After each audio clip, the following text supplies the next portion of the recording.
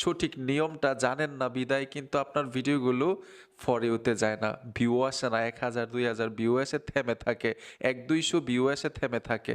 সোজা আমরা ইউটিউবে চলে আসব। ইউটিউবে আসার সাথে সাথেই এইখানে দেখুন প্লাস আইকন আছে, প্লাস আইকনে টাচ করে দিবেন। ট্যাপ দেওয়ার পরে এইখানে আপনারা পাবেন একটা আইকন। এই আইকনটাতে যদি টাচ করেন আপনার গ্যালারিটা শো করবে, যতগুলো ভিডিও থাকবে এখানে দেখাবে। আমি টাচ করে দিলাম। আর ভিডিওগুলো কিন্তু এডিটিং করা থাকতে হবে আগে থেকেই 60 সেকেন্ডের। 60 সেকেন্ড পর্যন্ত আপনি ইউটিউব শর্ট ভিডিওতে ভিডিও আপলোড দিতে পারবেন। আশা করি বুঝতে পেরেছেন, এখানে কিন্তু লম্বা ভিডিও দেওয়া যাবে না, 60 সেকেন্ড পর্যন্ত। তো এই ভিডিওটা আগে থেকে এডিটিং করা থাকতে হবে। এডিটিং করতে পারেন আপনারা ইনশর্ট, কাইনমাস্টার, পাওয়ার ডাইরেক্টর, অ্যাডোবি প্রিমিয়ার, রাশ, এই অ্যাপ্লিকেশনগুলো দিয়ে কিন্তু মোবাইল দিয়েই মানে শর্ট ভিডিও এডিটিং করতে পারবেন।